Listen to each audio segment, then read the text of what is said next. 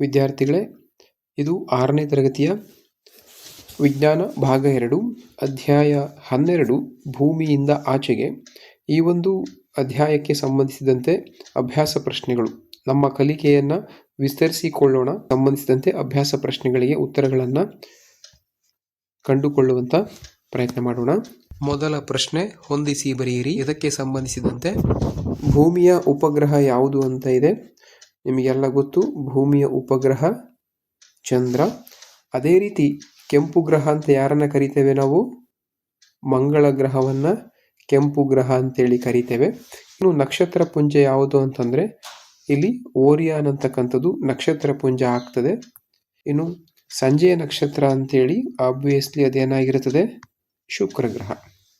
ಇನ್ನು ನಂಬರ್ಸ್ ಕೊಡೋದಾದರೆ ಭೂಮಿಯ ಉಪಗ್ರಹ ಚಂದ್ರ, ಕೆಂಪು ಗ್ರಹ ಮಂಗಳ, ನಕ್ಷತ್ರ ಪುಂಜ ಓರಿಯನ್, ಅದೇ ರೀತಿ ಸಂಜೆಯ ನಕ್ಷತ್ರ ಅಂತ ಕರೆಯೋದು ಶುಕ್ರ. ಹಾಗಂತ ಶುಕ್ರ ಸಂಜೆಯ ನಕ್ಷತ್ರ ಅಲ್ಲ, ಅದು ಬಟ್ ನಕ್ಷತ್ರದ ರೀತಿಯಲ್ಲಿ ಹೊಳಿತದೆ.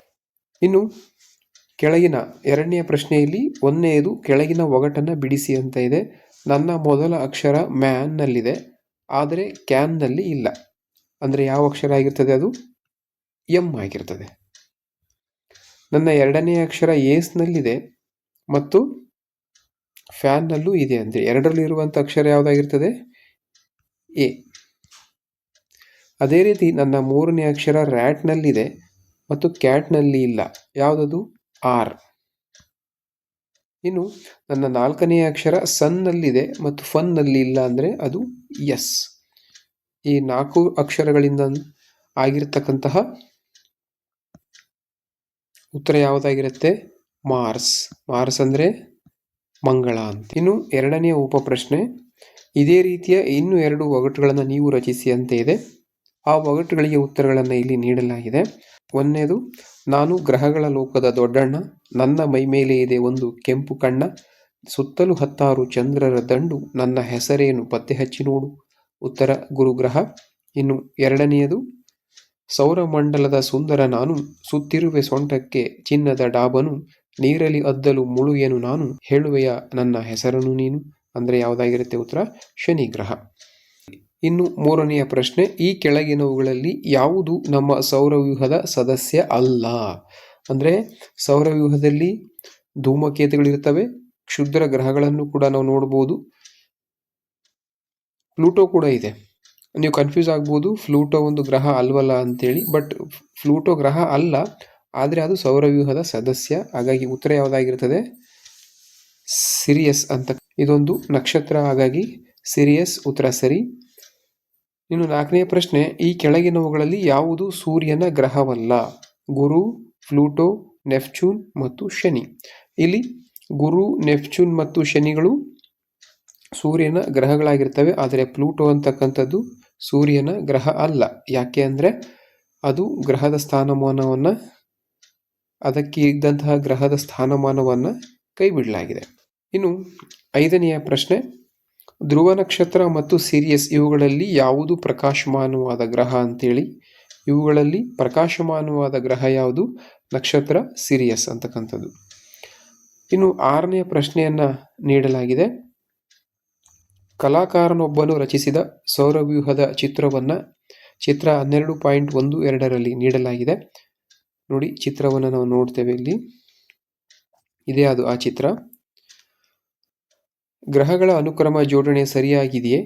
ಸರಿಯಾಗಿಲ್ಲದಿದ್ದಲ್ಲಿ ಕೊಟ್ಟಿರುವ ಬಾಕ್ಸ್ನಲ್ಲಿ ಚಿತ್ರದಲ್ಲಿರುವ ಸರಿಯಾದ ಕ್ರಮವನ್ನು ಬರೆಯಿರಿ ಅಂತ ಇದೆ. ಹಾಗಾಗಿ ಇಲ್ಲಿ ಎಲ್ಲ ಗ್ರಹಗಳನ್ನು ಕೊಟ್ಟಿದ್ದಾರೆ, ಬಟ್ ಅವುಗಳ ಅನುಕ್ರಮ ಜೋಡಣೆ ಸರಿಯಾಗಿಲ್ಲ. ಇಲ್ಲಿ 1ನೇ ಕ್ರಮ ಇದೆಯಲ್ಲ, ಅದು ಬುಧ ಗ್ರಹ ಸರಿಯಾಗಿದೆ. 2ನೇದು ಭೂಮಿ ಇದೆ, ಅದಲ್ಲ. ಹಾಗಾಗಿ 2ನೇ ಗ್ರಹ ಶುಕ್ರ ಇಲ್ಲಿದೆ. 3ನೇದು ಆಮೇಲೆ ಬರ್ತಕ್ಕಂಥದ್ದು ಭೂಮಿ, ನಂತರ ಬರ್ತಕ್ಕಂಥದ್ದು ಮಂಗಳ, ಆಮೇಲೆ ಗುರು, ಶನಿ, ಯುರೇನಸ್ ಮತ್ತು ನೆಪ್ಚೂನ್. ಈ ಎಲ್ಲ ಗ್ರಹಗಳ ಅನುಕ್ರಮ ಜೋಡಣೆ ಇಲ್ಲಿದೆ ನೋಡಿ. ಬುಧ, ಶುಕ್ರ, ಭೂಮಿ, ಮಂಗಳ, ಗುರು, ಶನಿ, ಯುರೇನಸ್ ಮತ್ತು ನೆಪ್ಚೂನ್. ಈ 8 ಗ್ರಹಗಳು ಸೌರವ್ಯೂಹದ ಸೂರ್ಯನ ಸುತ್ತ ಸುತ್ತುವಂತಹ ಗ್ರಹಗಳಾಗಿರ್ತವೆ. ಇನ್ನು 7ನೆಯ ಪ್ರಶ್ನೆಯನ್ನು ನಾವು ನೋಡೋದಾದರೆ, ನಕ್ಷತ್ರಗಳಿರುವ ರಾತ್ರಿ ಆಕಾಶದ ಒಂದು ಭಾಗವನ್ನು ಕೆಳಗಿನ ಚಿತ್ರದಲ್ಲಿ ತೋರಿಸಲಾಗಿದೆ.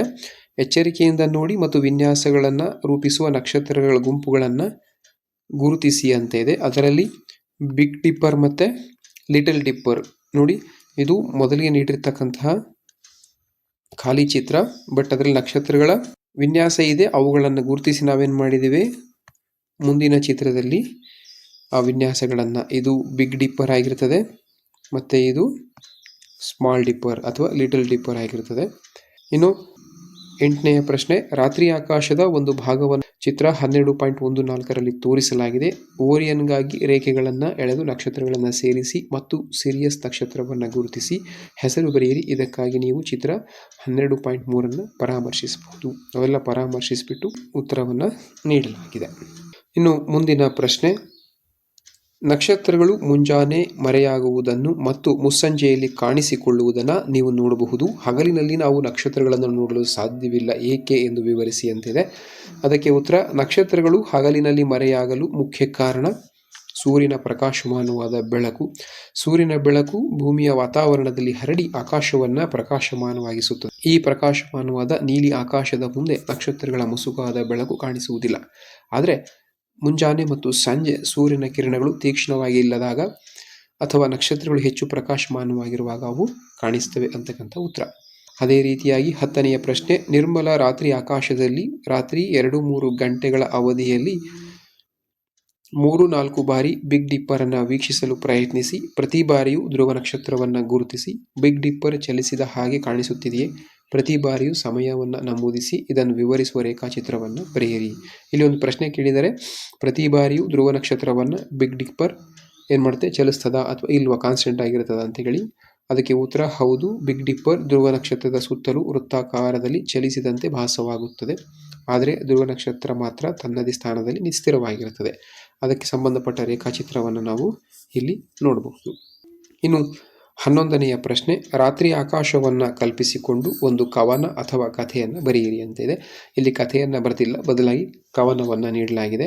ಕಪ್ಪು ಬಾನಿನ ವಿಶಾಲ ಹಜಾರದಿ ಮುತ್ತಿನ ತಾರೆಗಳ ಮೆರವಣಿಗೆ, ಬೆಳ್ಳಿಯ ನಗೆಯನ್ನು ಬೀರುವ ಚಂದಿರ ತಂಪನು ನೀಡುವನು ಕಣ್ಣಿಗೆ. ಮೌನವ ಹೊದ್ದು ಮಲಗಿದ ಜಗದಲ್ಲಿ ನಕ್ಷತ್ರಗಳ ಕನಸಿನ ಪಯಣ, ಮಿನುಗುವ ಚುಕ್ಕೆಗಳ ಬೆರಗಿನ ಆಟ, ಕತ್ತಲೆ ಗರ್ಭದಿ ಬೆಳಕಿನ ನೋಟ. ಇದು 11ನೆಯ ಪ್ರಶ್ನೆಗೆ ಸಂಬಂಧಿಸಿದಂತಹ ಪದ್ಯ ರೂಪದ ಉತ್ತರ. ಇದಿಷ್ಟು ಎಲ್ಲ ಅಭ್ಯಾಸ ಪ್ರಶ್ನೆಗಳಿಗೆ ಉತ್ತರಗಳನ್ನು ನೀಡುವಂತಹ ಪ್ರಯತ್ನ ಆಗಿತ್ತು. ವಿಡಿಯೋವನ್ನು ವೀಕ್ಷಿಸಿದ್ದಕ್ಕೆ ಧನ್ಯವಾದಗಳು. ನಮಸ್ಕಾರ.